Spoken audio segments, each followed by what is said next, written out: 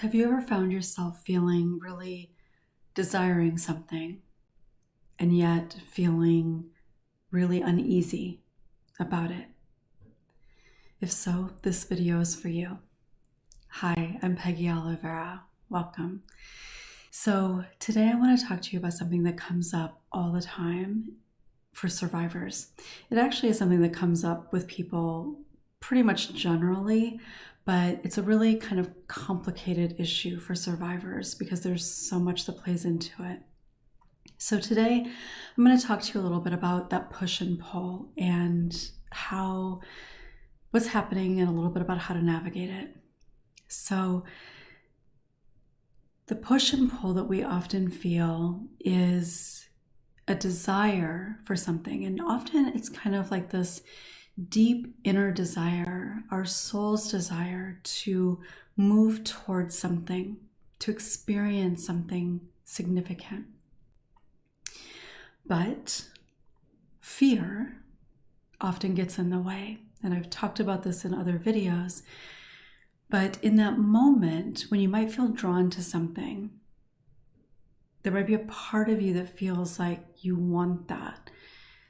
At the same time, you might notice this unease come up. You might notice a lot of thoughts that try to direct you away from that. This push and pull is part of the process of really coming back home to you. So one of the biggest kind of areas that I tend to see this happen, and it can happen in a lot of places, a lot of ways, but one of the more significant ways that this shows up is in the context of building relationship. And as a therapist, I see it a lot in my work with clients, as do other therapists. So it's not just my clients, it's across the board.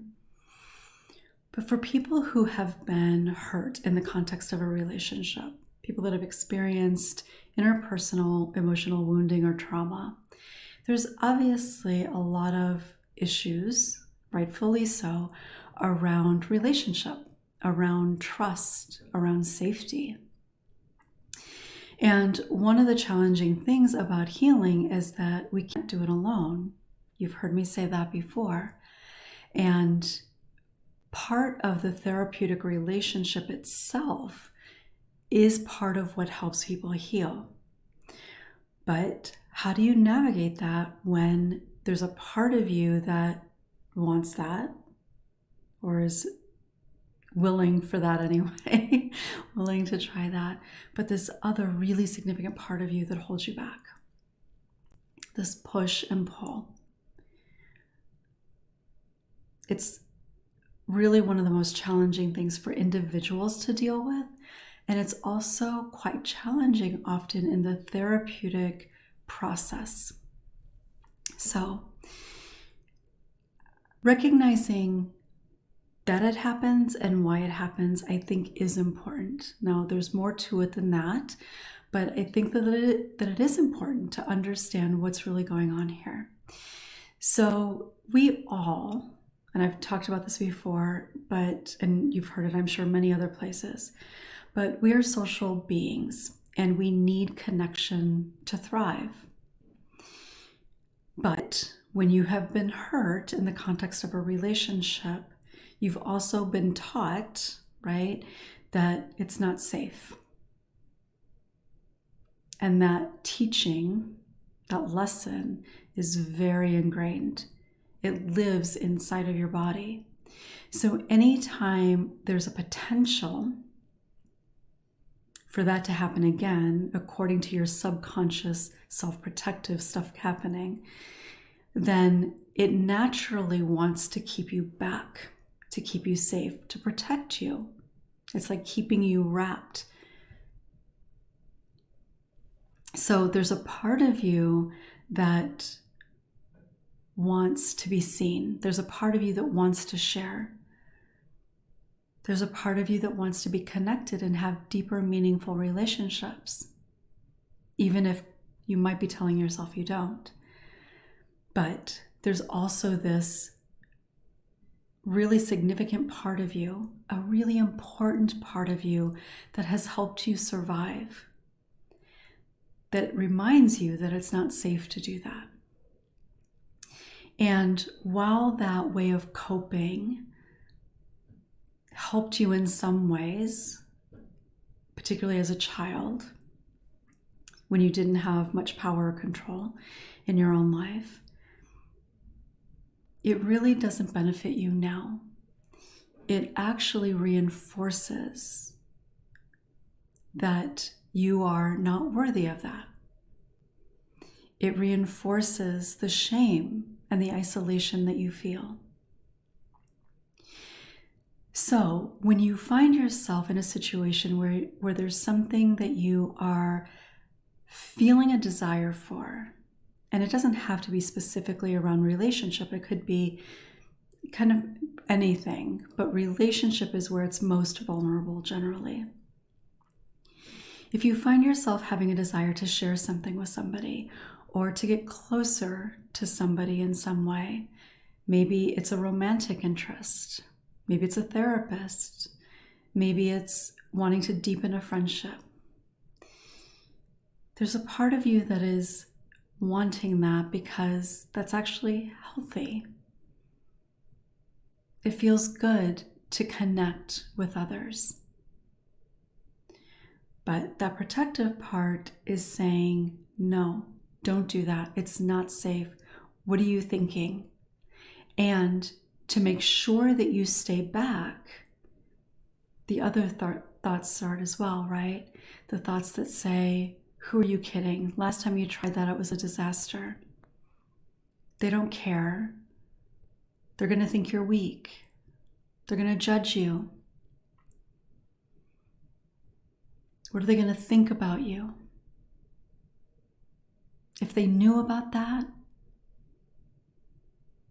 they couldn't even look at you anymore. So not only do those thoughts keep you from doing that, but those thoughts, because there's so much energy behind them, because it's about desperation and keeping you safe, that energy and those thoughts significantly reinforce the things that you already believe about yourself. So literally every time that happens, even when you're not consciously aware, especially when you're not consciously aware, every time that happens, those beliefs are reinforced. The shame is reinforced. But there's still that part of you that wants to be seen. And what can happen, especially when there's this internal battle happening, again, often you're not aware that it's going on, but it's still exhausting. But as this internal battle is going on and you're struggling with, but I want to do this, but I have to be safe, what can happen sometimes is that we can begin to project outwardly why it's not okay. All the reasons why talking about that thing isn't safe, talking about something with that person isn't safe. So we'll come up with what we believe are other valid reasons to not do that thing. And again, it reinforces the beliefs, the fear, and the shame. That's not an easy thing to get out of. But when you recognize that that's happening, when you can be aware that there's a part of you that wants this, but a part of you that is pulling you back, when you recognize that that's happening, that's important, because from there, you can take a moment, take a step back and say, okay, hold on a second. Is this true? Is my fear that I will be judged by this person based in real life experience? And in all reality, it may be true that this person has been critical or judgmental before. And if so, I would say that's not the person to share anything vulnerable with. But if that person has not judged you, if you don't have any real kind of objective evidence of that person judging you, then maybe that's somebody that you can share with. So you can say to yourself, well, they've not really judged me about that before. You might even say to yourself, well, I know that they've had a similar experience, because that can help you recognize that if they've had something similar or felt something similar, then they're less likely to judge you. So that can help. You can also recognize then, what are my actual fears? Am I afraid that I'm going to be judged? And if so, what if this person does judge me? In all reality, what is the outcome of that? Yes, you may feel bad, but the outcome is likely not going to be nearly as much as what your body is trying to tell you it is. So having that awareness is really important, because then you can do some reality testing. Once you've been able to do that, you can then be very intentional about practicing being seen, practicing connecting, showing up as your true self without the mask. That's incredibly vulnerable and can be incredibly scary. But when you are conscious and intentional about that, then first of all, you're more likely to actually do it. But then you're also experiencing it from a place of recognizing that you feel vulnerable. So therefore, you might be more likely to feel judged, even if you're not. You might be more likely to come away from it feeling like it was the wrong thing when it actually may not have been. So then you can kind of talk yourself through it a little bit after, but you have to be aware of what's happening in all of that. And all of that is how, at least in part, how we reset our nervous system to respond to uncertainty, unease, and vulnerability. And it's how we rewire our brain. Because when we immediately retreat because of that physiological response, again, right, it's reinforcing that it's not safe to do that. It's reinforcing that we're not deserving of it. Whatever it is that we believe, it's reinforcing that. So that belief, that idea in our mind is reinforced. So that strengthens that belief. When we can do this practice and do it with intention and awareness, then we have the ability to shift what's happening in our mind. When we can recognize that there wasn't judgment, or that somebody saying, I'm sorry that happened, isn't actually pity. Because that's a huge thing for survivors, right? We don't want to be pitied, and we can often feel like people might pity us. And that's like this revolting sort of thing for people. So it's easy to interpret or experience something as pity when it may be care and concern. But when you're not conscious of what's happening, it's very easy to internalize it, to interpret it as pity when it may not be. So from that conscious place, when you can say this is coming from care or concern, or it's likely coming from care or concern, you can stop, or at least lessen the intensity of the physiological response, which helps our nervous system. And then you have the opportunity to change how your mind responds to that. Being seen, allowing ourselves to show up without the mask, allowing ourselves to share opinions, to share experiences, to share the things that we've held on to that create so much doubt and shame. That's not easy. It takes a tremendous amount of courage. But things that are courageous start from a place of fear, of uncertainty. But every time that you do that with intention, with being mindful of taking care of yourself and honoring yourself, You are reworking all of that. And that's why there are no setbacks in this healing process. Because every time, every practice, every moment of that is a healing experience. It's an opportunity and it's a practice to reset your nervous system, to help your system recognize that all those things that we're afraid of are not necessarily things we need to be afraid of. I know it can feel incredibly scary,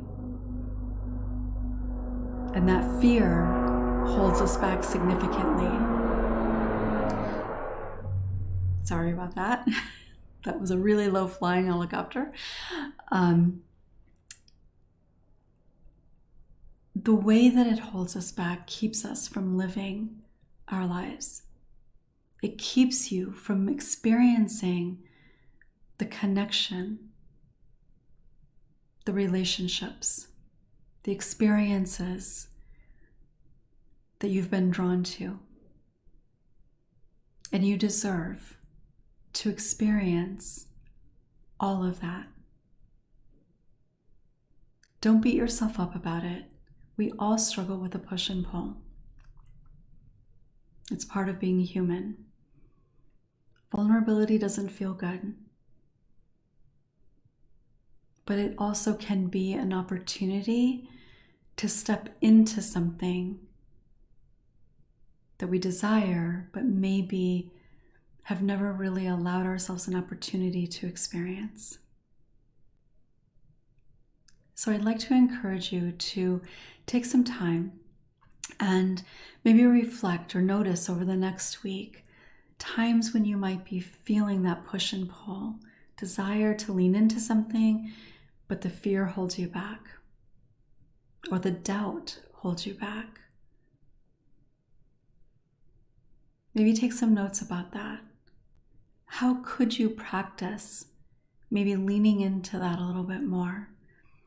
Who is somebody in your life that you could feel relatively safe taking a little bit of a risk with?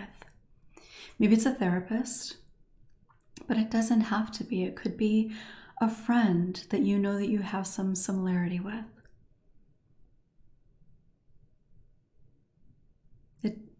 There are so many ways that we can practice this, and every practice gets us further up that mountain. So I'd love to hear from you. Share in the comments your experiences. What came up for you? If you do some journaling around this, I'd love for you to come back and share in the comments what came up, what you recognized. Of course, if you haven't subscribed to the channel, make sure you do so and click the little bell for notifications. And if you like this video, found it helpful, give it a thumbs up so other people can find it too. Thanks for watching. I'll look forward to seeing you next time.